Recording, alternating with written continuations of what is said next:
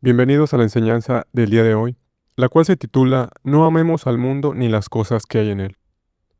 En esta enseñanza vamos a entender por qué Dios nos enseña tan claramente en su palabra que no debemos amar al mundo, a pesar de que Él mismo es quien creó la tierra y estableció cómo el ser humano debía vivir en ella. Aunque Dios hizo la tierra con un propósito perfecto, la Biblia nos advierte sobre el peligro de aferrarnos a su sistema de valores, el cual se ha apartado de la voluntad de Dios. A lo largo de la enseñanza veremos que, aunque Dios es soberano y tiene el control total de todo, el enemigo ejerce una gran influencia en el mundo. A través de engaños y distracciones, busca apartar a las personas de Dios y hacer que se enfocan en cosas temporales, que parecen atractivas pero que carecen de verdadero valor eterno. Por último veremos que, aunque vivimos en un mundo caído que se opone a Dios, no estamos solos. Jesús ha vencido al mundo y es la luz que nos guía en medio de esta oscuridad. Él nos fortalece para vivir conforme a su voluntad, dándonos paz y esperanza. Al seguirlo, podemos estar seguros de que nuestra verdadera vida no está en lo pasajero de este mundo, sino en la eternidad con Él. Ahora vamos a ver los puntos de nuestra enseñanza. Número 1. Dios creó la tierra. Número 2. El mundo después de la caída. Número 3. ¿Quién gobierna el mundo? Número 4. No somos del mundo. Número 5. No amemos al mundo. Y número 6. Jesús ha vencido al mundo. Bien, avancemos hacia el primer tema. Dios creó la tierra. Dios, el origen de toda la creación. La palabra de Dios nos declara desde su inicio que es Él quien creó los cielos y la tierra. Desde el primer versículo de la Biblia, se establece a Dios como el creador y el principio de todo lo que existe. Génesis capítulo 1, versículo 1. En el principio creó Dios los cielos y la tierra. La creación misma es un acto que refleja el amor, el poder, la sabiduría y la intención de Dios. Él no solo dio origen al mundo, sino que lo hizo con propósito y orden, mostrándonos que nada de lo creado fue producto del azar. La bondad y perfección de la creación original. Durante el relato de la creación, Dios mismo declara que todo lo que hizo era bueno en gran manera. La tierra era en su origen un lugar perfecto, libre de muerte, dolor, sufrimiento o cualquier forma de maldad. Génesis capítulo 1 versículo 31. Y vio Dios todo lo que había hecho, y he aquí que era bueno en gran manera. Al contemplar la creación, somos llevados a reconocer a Dios como el soberano Señor que hizo todo lo que existe, los cielos, la tierra, el mar y todo lo que hay en ellos. Dios es Señor soberano sobre todo lo creado. Esta verdad nos recuerda que nuestra adoración y nuestra vida deben estar centradas en Él, pues solo Dios tiene el control absoluto de todas las cosas. Él es el que da y el que quita, el que tiene las llaves de la muerte y del Hades. Nehemías capítulo 9 versículo 6. Tú solo eres Jehová, tú hiciste los cielos y los cielos de los cielos con todo su ejército, la tierra y todo lo que está en ella, los mares y todo lo que hay en ellos. Hechos capítulo 4 versículo 24. Soberano Señor, tú eres el Dios que hiciste el cielo y la tierra, el mar y todo lo que en ellos hay. El hecho de que el Creador del universo haya renunciado a su gloria para tomar forma de siervo y rescatarnos de la esclavitud del pecado y de la muerte eterna, nos impulsa a vivir con humildad, gratitud y reverencia. La creación revela el poder y la sabiduría de Dios. Hebreos capítulo 11 versículo 3. Por la fe entendemos haber sido constituido el universo por la palabra de Dios, de modo que lo que se ve fue hecho de lo que no se veía. Todo el universo fue creado por la poderosa palabra de Dios, lo físico, lo visible y lo tangible. Todo esto surge de lo espiritual, de aquello que no podemos ver con nuestros ojos. Las estrellas, los planetas y cada elemento de la naturaleza son producto de la sabiduría y de la inteligencia de Dios. Romanos capítulo 1, versículo 20. Porque las cosas invisibles de Él, su eterno poder y deidad, se hacen claramente visibles desde la creación del mundo, siendo entendidas por medio de las cosas hechas, de modo que no tienen excusa. A través de la creación, con toda esta belleza, armonía y orden, podemos percibir el poder, la sabiduría y la divinidad de Dios. Aunque no podamos ver físicamente esas cosas invisibles, estas se revelan claramente con todo lo que Él ha hecho. Es decir, que, entendiendo que las cosas no se pueden hacer a sí mismas, sabemos pues que hay un Creador detrás de todo lo creado. Salmos capítulo 19, versículo 1. Los cielos cuentan la gloria de Dios, y el firmamento anuncia la obra de sus manos. Cada detalle de la creación, desde lo más inmenso hasta lo más pequeño, refleja su gran gloria y poder. La responsabilidad humana ante el Creador. Así el ser humano no tiene excusa para no reconocer ni darle gloria a Dios, pues su obra es evidente para todo aquel que mire con un corazón humilde. Romanos capítulo 1, versículo 21. Pues habiendo conocido a Dios, no le glorificaron como a Dios, ni le dieron gracias, sino que se envanecieron en sus razonamientos, y su necio corazón fue entenebrecido. Por eso es nuestra responsabilidad reconocer la mano de Dios en todo lo que nos rodea y responder con gratitud y adoración. Cuando vivimos de esta manera, honramos al Creador en cada aspecto de nuestra vida y evitamos caer en la vanidad y en un corazón oscurecido y alejado de Él. Avancemos hacia el segundo tema de la enseñanza. El mundo después de la caída. El ingreso del pecado y sus consecuencias. Desde que el ser humano cayó en pecado, todo comenzó a cambiar. El pecado entró en el mundo de manera inesperada, a través de la desobediencia de un solo hombre, y con él vinieron la muerte y la pérdida de la protección de Dios. Romanos capítulo 5, versículo 2. Por tanto, como el pecado entró en el mundo por un hombre, y por el pecado la muerte, así la muerte pasó a todos los hombres por cuanto todos pecaron. A partir de este momento, la humanidad experimentó una separación profunda de Dios.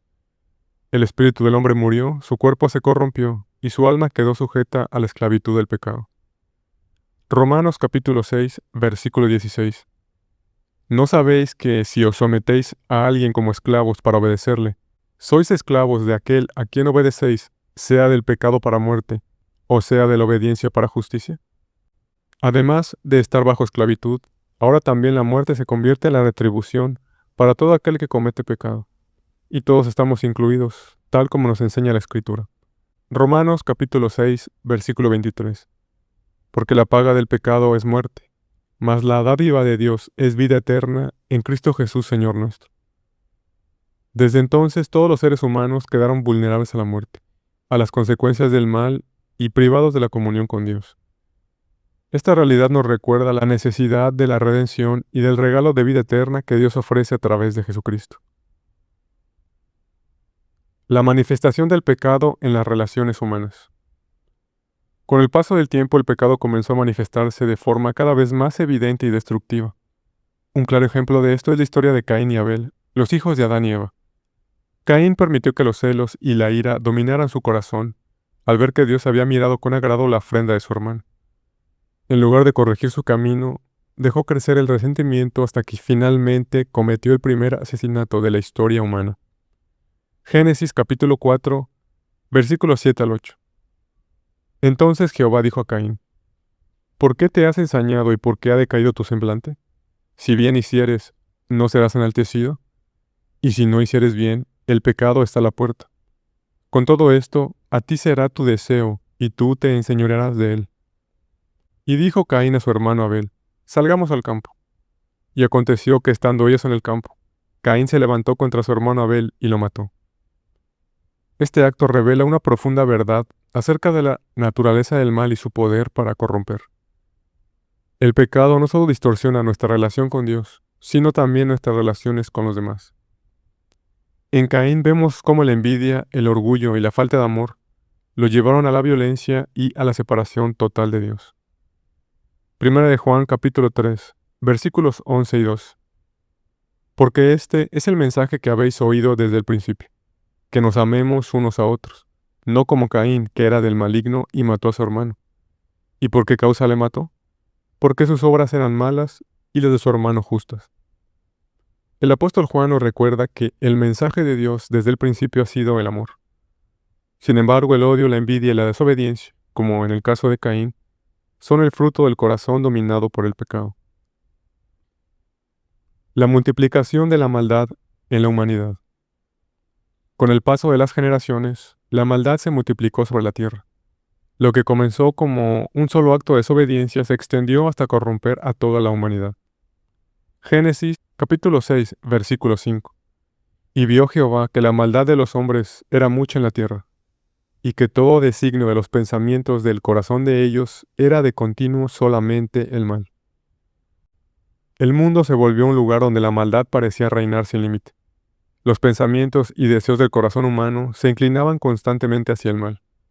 La humanidad había perdido el rumbo y el pecado había oscurecido el entendimiento, apartándola cada vez más de la presencia y la voluntad de Dios. Génesis capítulo 6, versículos 11 y 12. Y se corrompió la tierra delante de Dios, y estaba la tierra llena de violencia. Y miró Dios la tierra, y he aquí que estaba corrompida, porque toda carne había corrompido su camino sobre la tierra.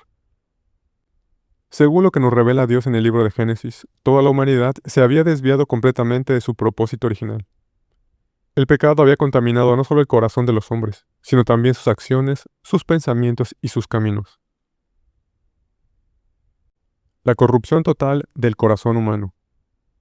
La expresión "toda carne había corrompido su camino" muestra que la corrupción era total. Afectaba tanto la conducta moral como la espiritual. Esta condición describe un mundo dominado por la maldad, donde el pecado ya no era una excepción sino una norma. El corazón humano se había apartado por completo de Dios, cumpliéndose lo que más adelante afirmaría el profeta Jeremías. Jeremías capítulo 17, versículo 9. Engañoso es el corazón más que todas las cosas y perverso. ¿Quién lo conocerá? El pecado había penetrado tan profundamente en la naturaleza del ser humano que toda su forma de pensar y vivir se encontraba torcida. Como dice también en Salmos 14, versículos 2 y 3. Jehová miró desde los cielos sobre los hijos de los hombres para ver si había algún entendido que buscara a Dios. Todos se desviaron, a una fueron corrompidos. No hay quien haga lo bueno, no hay ni siquiera uno. Esta realidad muestra el estado trágico del mundo después de la caída, un mundo separado de su Creador, donde el pecado reina en los corazones y la humanidad vive bajo las consecuencias de su rebelión. Avancemos hacia el punto número 3. ¿Quién gobierna el mundo? La pregunta sobre la maldad en el mundo.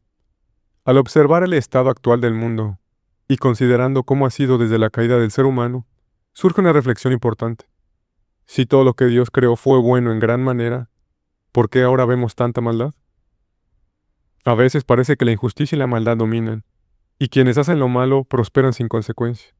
Job también se hizo esa misma reflexión. Job, capítulo 21, versículos 7 y 8. ¿Por qué viven los impíos y se envejecen, y aún crecen en riquezas? Su descendencia se robustece a su vista, y sus renuevos están delante de sus ojos. Satanás, el Dios y príncipe de este mundo.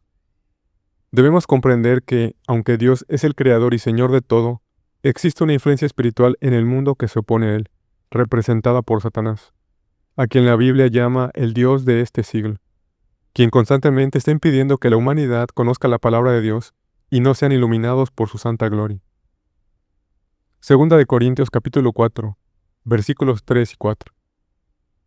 Pero si nuestro evangelio está aún encubierto, entre los que se pierden está encubierto, en los cuales el Dios de este siglo cegó el entendimiento de los incrédulos, para que no les resplandezca la luz del evangelio de la gloria de Cristo, el cual es la imagen de Dios. La palabra de Dios nos enseña claramente quién tiene la influencia y el control en este mundo. Jesús les habla a sus discípulos acerca de la venida del Espíritu Santo y del juicio que vendrá, y les revela que Satanás es el príncipe de este mundo. Juan capítulo 16, versículo 11. Por cuanto el príncipe de este mundo ha sido ya juzgado. Pero aunque Satanás tiene influencia en el mundo, ya ha sido juzgado y su derrota es segura. Esto significa que el mal no tiene la última palabra. Pero Dios ya ha decretado el fin del enemigo. Es un recordatorio de que, aunque vivamos en un mundo donde el pecado sigue presente, la victoria final ya pertenece a Dios y a quienes confían en Él. El dominio de Satanás sobre el mundo.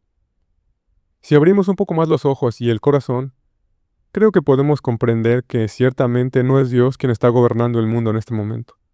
Leamos lo que también la palabra de Dios nos dice al respecto. Lucas capítulo 4, versículos 5 y 6. Y le llevó el diablo a un alto monte, y le mostró en un momento todos los reinos de la tierra. Y le dijo el diablo, a ti te daré toda esta potestad y la gloria de ellos, porque a mí me ha sido entregada, y a quien quiero la doy. En este pasaje, el diablo intenta tentar a Jesús en el desierto, ofreciéndole poder y gloria sobre el mundo. Aquí vemos con claridad que Satanás ejerce una influencia y un poder reales sobre la humanidad. Sin embargo, lo que el diablo ofrece no es más que una ilusión disfrazada de poder, con lo cual busca desviarnos del camino de la salvación y del propósito que Dios ha preparado para nuestras vidas. Santiago capítulo 4, versículo 7.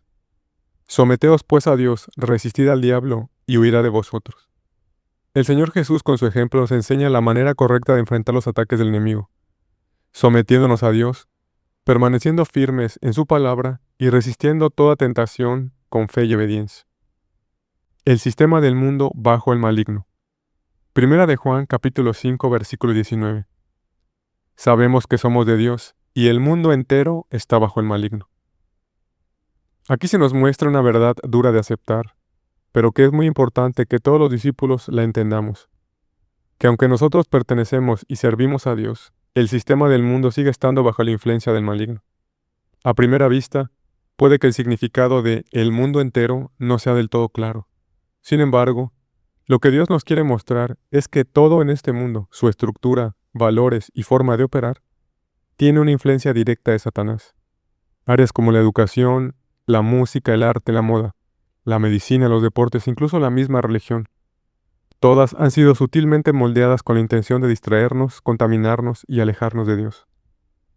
Por falta de discernimiento, al participar en ellas, corremos el riesgo de adoptar pensamientos y actitudes que nos lleven a amoldarnos al mundo, lo que nos lleva a una directa desobediencia y enemistad con Dios. Santiago, versículo 4, capítulo 4. Oh almas adúlteras, ¿no sabéis que la amistad del mundo es enemistad contra Dios? Cualquiera, pues, que quiera ser amigo del mundo, se constituye enemigo de Dios. Sin embargo, este versículo no es solo una llamada de alerta, sino también un recordatorio acerca de nuestra identidad. Aunque el mundo esté totalmente bajo el poder del maligno, nosotros no pertenecemos a él. Somos de Dios y esto significa que tenemos una esperanza, dirección y propósito en medio de un mundo caído. Avancemos al punto número 4 de esta enseñanza. No somos del mundo. Una nueva identidad y una mente transformada. Si hemos nacido de nuevo y ahora somos hijos de Dios, no hemos recibido el Espíritu del mundo, sino el Espíritu Santo, quien nos revela la verdad de Dios y nos ayuda a comprender lo que Él nos ha dado.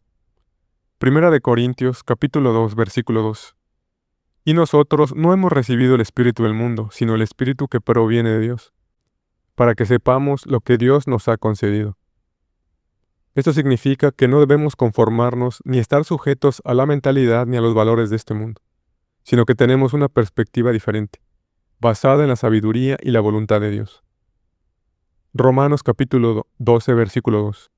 No os conforméis a este siglo, sino transformaos por medio de la renovación de vuestro entendimiento, para que comprobéis cuál sea la buena voluntad de Dios, agradable y perfecta. Guiados por el Espíritu y separados del sistema del mundo. Mientras el mundo busca poder, placer y reconocimiento, nosotros somos guiados por el Espíritu para vivir en la verdad y la libertad que solo Dios nos puede dar. Segunda de Corintios, capítulo 3, versículo 17. Porque el Señor es el Espíritu, y donde está el Espíritu del Señor, allí hay libertad. El amor de Dios es tan grande que nos ha hecho sus hijos. Esta identidad lo cambia todo. Ya no somos definidos por el mundo ni por sus estándares. Sin embargo, esto también significa que el mundo no nos entiende ni nos acepta, tal como no reconoció a Jesús. Primera de Juan capítulo 3 versículo 1. Mirad cuál amor nos ha dado el Padre para que seamos llamados hijos de Dios. Por esto el mundo no nos conoce, porque no le conoció a Él. Es importante entender que si no somos del mundo, éste se opondrá a nuestra fe y a la manera en que vivimos durante nuestro tiempo en Él. Es natural que no compartamos los mismos valores ni principios que rigen este mundo caído. Y precisamente por eso enfrentaremos el rechazo, el desprecio e incluso la persecución. Juan capítulo 15 versículos 18 y 19. Si el mundo os aborrece, sabed que a mí me ha aborrecido antes que a vosotros. Si fuerais del mundo, el mundo amaría lo suyo. Pero porque no sois del mundo, antes yo os elegí del mundo, por eso el mundo os aborrece. El Señor Jesús explica claramente que llegará un momento en que seremos aborrecidos por el mundo y por quienes pertenecen a él. Así como el discípulo se asemeja a su maestro en todas las cosas, también nosotros, como discípulos, seremos aborrecidos tal como él lo fue. Ciudadanos del cielo con una esperanza eterna. Aunque vivimos temporalmente en este mundo, nuestra verdadera ciudadanía está en el cielo. Somos peregrinos que esperan el regreso de Cristo y la plenitud de la vida eterna con él. Filipenses capítulo 3 versículo 20. Mas nuestra ciudadanía está en los cielos, de donde también esperamos al Salvador, al Señor Jesucristo. Por tanto, no debemos vivir buscando la aprobación o los placeres del mundo, sino mantener nuestra mirada en lo eterno. Nuestra esperanza no está en las cosas terrenales, sino en las promesas de Dios y en la vida que tenemos en Cristo Jesús. Avancemos hacia el punto número 5. No amemos al mundo. ¿Dónde está nuestro corazón? Es importante reflexionar profundamente sobre nuestras prioridades y el lugar que ocupa el mundo en nuestra vida y en nuestro corazón. Mateo capítulo 6 versículos 19 al 21. No os hagáis tesoros en la tierra, donde la polilla y el orín corrompen, y donde los ladrones minan y hurtan, sino haceos tesoros en el cielo, donde ni la polilla ni el orín corrompen, y donde ladrones no minan ni hurtan. Porque donde esté vuestro tesoro, allí estará también vuestro corazón. Este pasaje nos enseña que es posible hacer tesoros tanto en la tierra como en el cielo, y que aquello por lo que trabajamos y nos esforzamos revela lo que realmente busca nuestro corazón. ¿Cuánto tiempo de nuestra vida dedicamos a servir al Señor? ¿Solo unas cuantas horas durante el fin de semana y algunas más a lo largo de la semana? ¿En qué actividades invertimos la mayor parte de nuestros días, semanas y años? ¿Dónde se encuentra el tesoro de nuestro corazón? Tomémonos un momento para reflexionar con sinceridad sobre estas preguntas. Y si encontramos algo que deba corregirse, hagámoslo ya, mientras aún hay tiempo. Proverbios capítulo 4, versículo 26 y 27. Examina la senda de tus pies, y todos tus caminos sean rectos. No te desvíes a la derecha ni a la izquierda, aparta tu pie del mal. La advertencia de Dios contra el amor al mundo. Primera de Juan, capítulo 2, versículos 15 al 17. No améis al mundo, ni las cosas que están en el mundo. Si alguno ama el mundo, el amor del Padre no está en él. Porque todo lo que hay en el mundo, los deseos de la carne, los deseos de los ojos y la vanagloria de la vida, no proviene del Padre, sino del mundo. Y el mundo pasa y sus deseos, pero el que hace la voluntad de Dios permanece para siempre. Dios es totalmente claro cuando nos manda que no amemos al mundo ni lo que está en él. Y es también muy claro al explicarnos que la persona que lo hace es porque no tiene el amor del Padre. El Señor profundiza aún más en lo que nos quiere enseñar al mostrarnos las principales cosas que conforman el mundo: los deseos de la carne, los deseos de los ojos y la vanagloria de la vida. Las tres áreas del amor al mundo. Los deseos de la carne son las pasiones y deseos egoístas que nos impulsan a buscar placeres inmediatos, muchas veces en gratificación física o emocional, apartándonos de una vida de santidad y de la voluntad de Dios. Filipenses capítulo 3, versículos 18 y 19. Porque por ahí andan muchos, de los cuales os dije muchas veces, y aún ahora lo digo llorando, que son enemigos de la cruz de Cristo, el fin de los cuales será perdición, cuyo Dios es el vientre y cuya gloria es su vergüenza, que solo piensan en lo terrenal. Los deseos de los ojos se refieren a lo que vemos y anhelamos, ya sea como cosas materiales o algún tipo de nivel social, lo que puede llevarnos a la avaricia, el consumismo y la envidia, buscando solamente la satisfacción en las cosas superficiales. Primera de Timoteo capítulo 6, versículos 9 y 10. Porque los que quieren enriquecerse caen en tentación y en lazo, y en muchas codicias necias y dañosas, que hunden a los hombres en destrucción y perdición. Porque raíz de todos los males es al amor el dinero, el cual, codiciando algunos, se extraviaron de la fe, y fueron traspasados de muchos dolores. La vanagloria de la vida es el orgullo, la arrogancia y la búsqueda del reconocimiento, basando nuestra identidad en lo que poseemos, en lo que hemos logrado con nuestros propios méritos y también en cómo queremos que nos perciban los demás. Proverbios capítulo 16, versículo 18. Antes del quebrantamiento es la soberbia, y antes de la caída la altivez de espíritu. La vanagloria nos conduce a la soberbia y a la altivez de espíritu, lo cual finalmente terminará en quebrantamiento y humillación. La palabra declara claramente que Dios exaltará a los humildes y humillará a los soberbios. Pero todo lo que hay en el mundo se terminará, pues es temporal. Pero los que obedecen los mandamientos de Dios y hacen su voluntad, permanecerán junto con Él para siempre. Avancemos hasta el punto final de nuestra enseñanza. Jesús ha vencido al mundo. La victoria de Cristo trae paz en medio de un mundo caído. El Señor Jesús nos llama a que estemos en paz al vivir en comunión directa con Él, a pesar de que estamos en un mundo caído y lleno de maldad. Jesús, por medio de su sacrificio y su obra de redención, ya ha vencido al mundo. Ha derrotado este sistema de maldad y a quien lo gobierna. Juan capítulo 16, versículo 33. Estas cosas os he hablado para que en mí tengáis paz. En el mundo tendréis aflicción, pero confiad, yo he vencido al mundo. La palabra de Dios vuelve a mostrarnos ese interesante contraste entre la paz que da Jesús y la aflicción que ofrece el mundo. Sin embargo, esta paz no implica que estaremos exentos de dificultades. El mismo Jesús nos advierte que en el mundo enfrentaremos aflicciones, pruebas y momentos de sufrimiento. Pero la clave está en entender y recibir con fe la segunda parte del versículo. Confiad, yo he vencido al mundo. No se trata solo de reconocer que el mal existe, sino de recordar que la victoria ya ha sido ganada. Jesús nos da una esperanza firme, porque su triunfo sobre el pecado y la muerte garantiza que ningún sufrimiento es permanente y que al final el bien prevalecerá. Nuestra paz no depende de la ausencia de problemas, sino de la certeza de que Jesús ya ha conquistado y vencido todo lo que podría hacernos temer. La fe que vence al mundo. Primera de Juan, capítulo 5, versículo 4 y 5. Porque todo lo que es nacido de Dios vence al mundo. Y esta es la victoria que ha vencido al mundo, nuestra fe. ¿Quién es el que vence al mundo? Sino el que cree que Jesús es el Hijo de Dios. Todos los que hemos sido hechos hijos de Dios no estamos destinados a ser vencidos por las dificultades, tentaciones o aflicciones de este mundo, sino a vivir en victoria. Pues nuestra fuerza no proviene de nuestras propias capacidades, sino de nuestra fe en Jesús, el Hijo de Dios. Creer en Jesús no solo nos da la promesa de vida eterna, sino que también nos da la capacidad de superar las luchas diarias, porque Él ya ha vencido al mundo. Esto significa que aunque enfrentemos pruebas, desánimo o hasta oposición, no estamos solos ni desamparados. Segunda de Corintios capítulo 7, versículos 7 al 10.